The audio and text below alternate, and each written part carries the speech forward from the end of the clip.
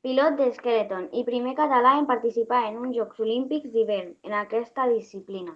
Benvingut, Ander. Hola, què tal, Paula i companyia?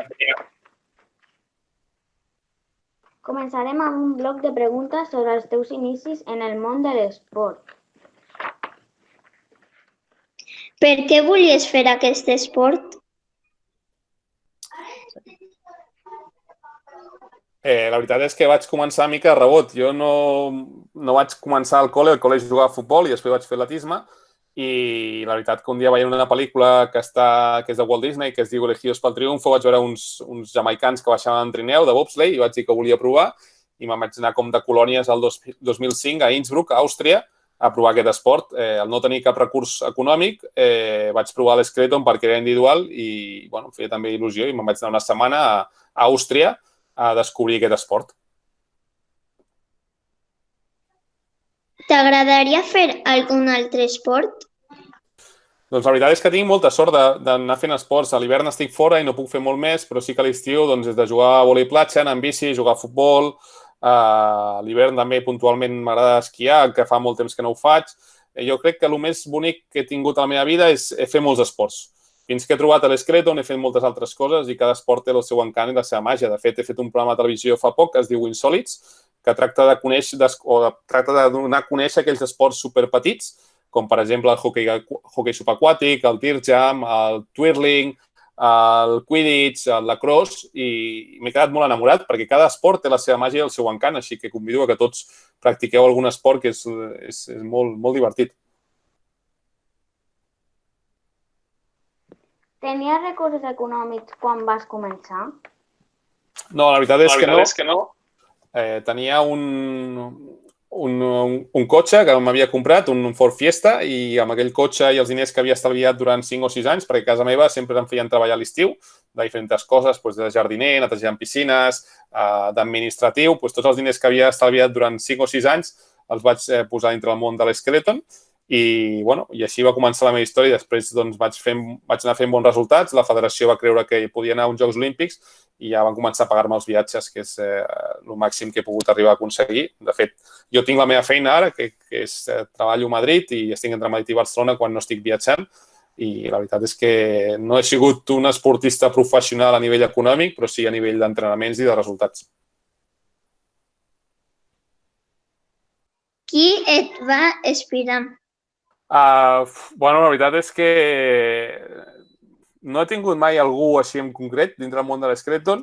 A mi m'inspiren molt aquells esportistes que lluiten pels seus somnis. Tant fa córrer una carrera de 10 quilòmetres i fer marca personal, tant pot ser com el pare d'una família o una mare d'una família que es busca temps a la tarda per aconseguir els seus objectius d'anar en bici o de fer pàdel surf. No tinc algú que em digui aquest és el meu referent. El meu referent és aquell que té una història darrere per aconseguir el seu somni, ja sigui gran, petit, però és el seu somni. De petit t'agradava fer aquest esport? De fet, que de petit no coneixia aquest esport. Jo jugava a futbol i després vaig passar a l'atletisme i la veritat és que no coneixia aquest esport. És una cosa que m'he anat trobant quan he fet gran, per tant, la veritat és que em va sorprendre molt que hagi pogut anar a uns Jocs Olímpics havent conegut aquest esport i haver començat amb 22-23 anys. Així que, bastant sorprenent. I, de fet, Albert, et felicito perquè són preguntes molt bones i ho estan fent molt bé, És a dir, són uns cracs.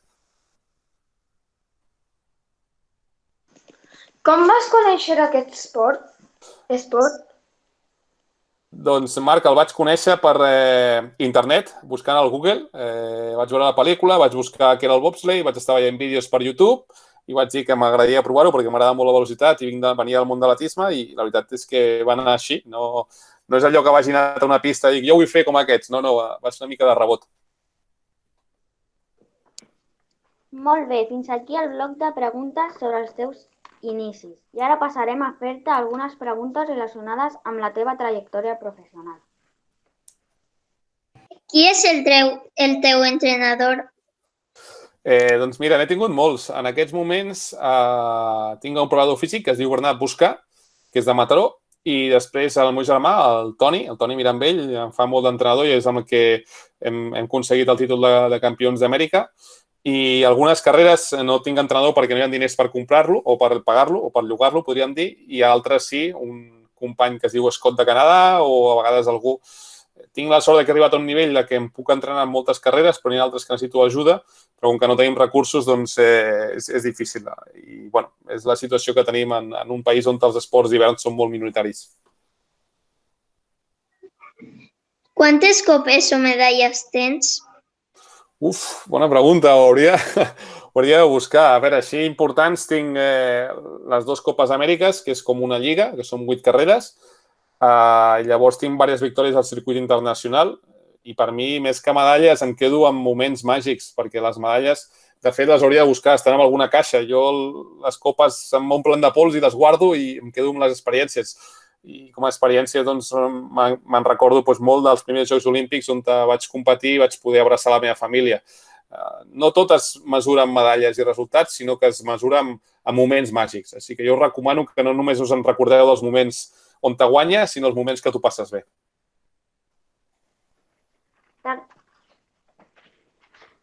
Què ens pots explicar dels Jocs Olímpics d'hivern? Doncs que són una passada, Paula. És a dir, és un moment supermàgic.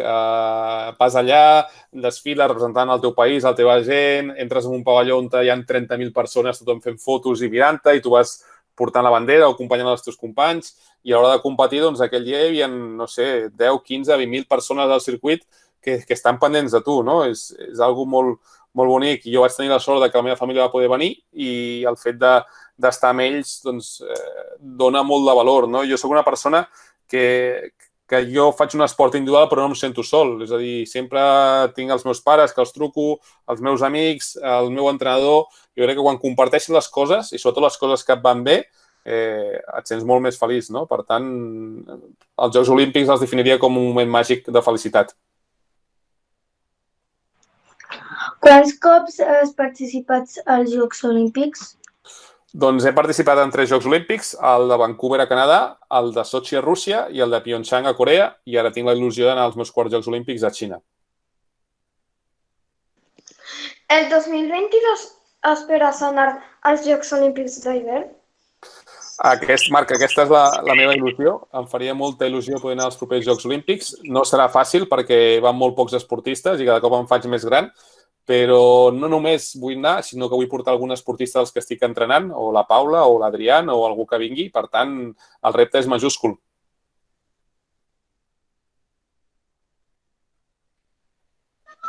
Has guanyat en alguns Jocs Olímpics? Bueno, la veritat és que no he guanyat cap medalla als Jocs Olímpics, una de les coses que em queda pendent. Serà molt difícil guanyar els propers perquè no tinc ni el potencial ni les eines, però això no implica que no sigui important. Anar a uns Jocs Olímpics crec que és ja una gran victòria i després el que passi a la competició és competició. Els teus companys són tan bons com tu? Els meus companys són millors. És a dir, crec que la sort és que hi hagi gent que sigui millor perquè jo pugui aprendre d'ells i intentar competir. Hi ha gent que ho fan molt millor i altres que no ho fan tan bé, però sí que intento sempre entrenar amb els millors, encara que quedi el dels últims. És una manera d'aprendre. On entrenes? Bueno, entreno a fora, normalment a l'estranger. Aquest any estem mirant d'anar als Estats Units i per Europa, a Alemanya, i llavors on hi hagi les competicions. Hi ha 15 circuits al món, així que intentem anar a tots els circuits per poder tenir experiència a tot arreu.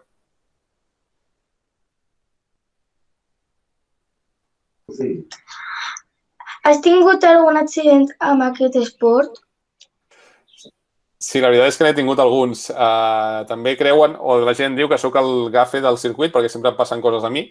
Però, bueno, sí, la clavícula, que me la vaig trencar, el dit, he tingut un parell d'accidents que sí que he anat a quiròfan, més per mala sort que perquè siguin accidents, que em podia haver passat amb la bici o em podia haver passat d'altres maneres, però, bueno, és part de l'aprenentatge. Al final, quan un va al límit, passen aquestes coses.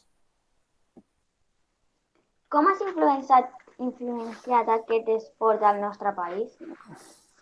Bona pregunta. Jo crec que de moltes maneres, la primera d'elles intentant transmetre il·lusió i ganes. Els mitjans de comunicació han agafat aquest esport amb moltes ganes i il·lusió perquè transmet velocitat i crec que a casa nostra la velocitat enganxa molt, ja sigui amb motos o amb cotxes. resultats importants, és a dir, poder anar a uns Jocs Olímpics amb esports d'hivern crec que és algo molt, molt difícil i això també ha enganxat molt i sobretot perquè la gent a les xarxes socials els agrada la història i em segueixen, no? I, bueno, jo crec que tot això fa que l'esport vagi creixent i així com a anècdota, a l'última cerca d'esportistes que vam fer es van presentar 110 persones per ser pilots d'esqueleton i ens vam quedar amb 11 entre nois i noies, no? Per tant, és interessant i bueno, hem creat fins i tot models d'estudi on l'esqueleton és una assignatura transversal en un col·legi a Barcelona on es feia servir l'esqueleton per aprendre de comunicació, de física, d'educació física i amb l'excusa de l'esqueleton anaves treballant durant un parell de mesos les diferents assignatures i al final acaben anant a la neu a provar els trineus que havien construït amb l'assignatura de, no sé si de plàstica, com es digui. Quina ha estat la velocitat màxima que has aconseguit? Jo he agafat 142 quilòmetres i la màxima que he vist mai agafar quasi 146 quilòmetres per hora. És molt, molt ràpid. Perfecte. Hem acabat les preguntes sobre la teva trajectòria professional. I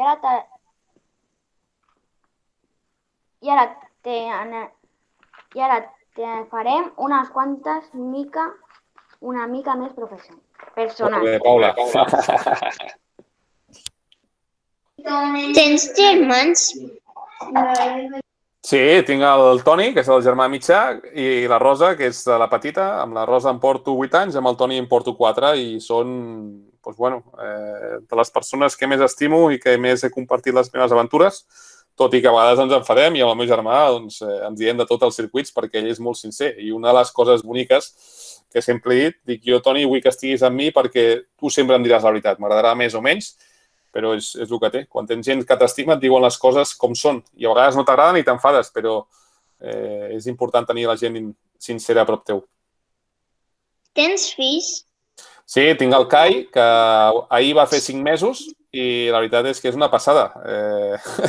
Consumeix molt perquè és hiperactiu i té molta energia i hem de fer mans i mànigues per viure a casa els 3, però la veritat és que sí, que és una cosa molt bonica i que no sé, no m'esperava potser mai ser pare i hem tingut aquesta sort, així que vivint aquesta nova experiència també.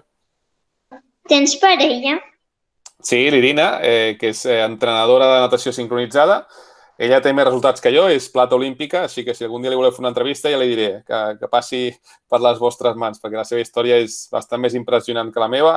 De fet, és de les pioneres de la natació sincronitzada a casa nostra, abans de la Ona i de la Gemma, així que, bueno, la veritat que m'entenc molt bé, jo l'entenc molt bé amb ella i bueno, m'acompanya quan pot, l'acompanyo jo quan puc amb ella i és un esport totalment diferent perquè treballa amb natació sincronitzada i la veritat és que fem un bon tàndem en aquest sentit. A quin país vius? Doncs visc a Manresa, a Catalunya, a Espanya, aquí a prop de casa vostra.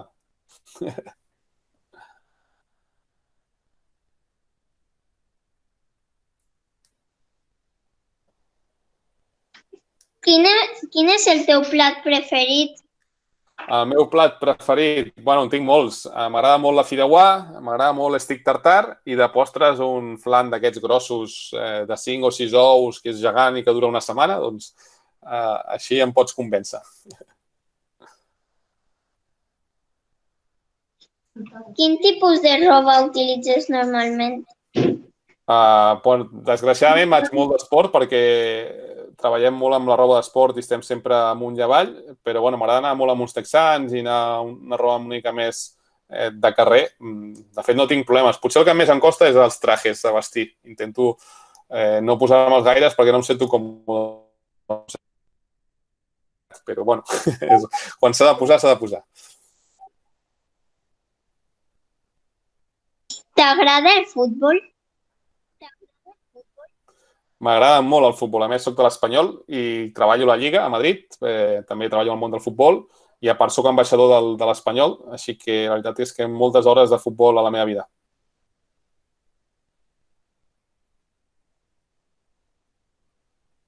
T'agraden els macarrons? Que bona aquesta pregunta. M'encanten els macarrons. Els cuinaràs tu un dia o no, Latifa? Els saps fer, de macarrons? Me da l'asco. No.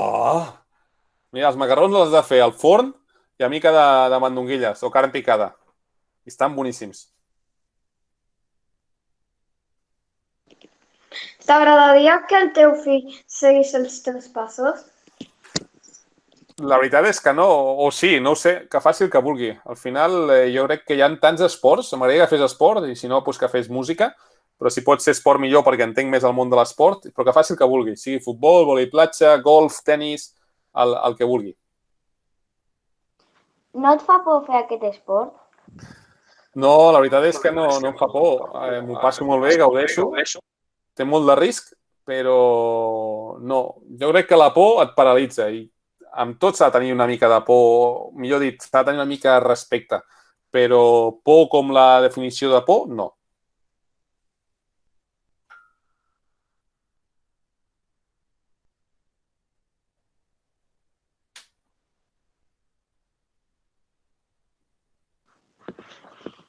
Fantàstic.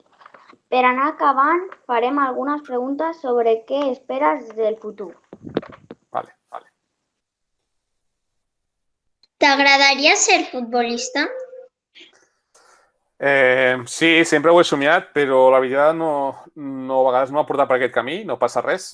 Somiar sempre és bonic i s'han de tenir somnis, però a vegades que no es compleixin tampoc és un fracàs. Però, bueno, ho he somiat durant molt temps, ho he intentat, no ha sortit. He sigut pilot d'esqueleton i sóc igual o potser més que feliç que si hagués sigut jugador de futbol.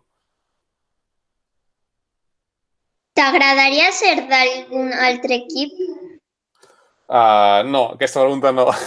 M'agrada l'Espanyol, soc feliç a l'Espanyol, respecto i crec que s'ha de tenir gent de tots els equips perquè un sol no pot jugar a futbol, s'ha de tenir jugadors d'altres equips per jugar contra ells. Per tant, però sí que crec que la rivalitat s'ha de quedar entre el camp, s'ha de ser molt competitiu, s'ha d'intentar guanyar sempre quan es juga, perquè al final és un joc, però quan acaba el partit s'ha d'anar a sopar, a dinar amb els rivals i amb els amics.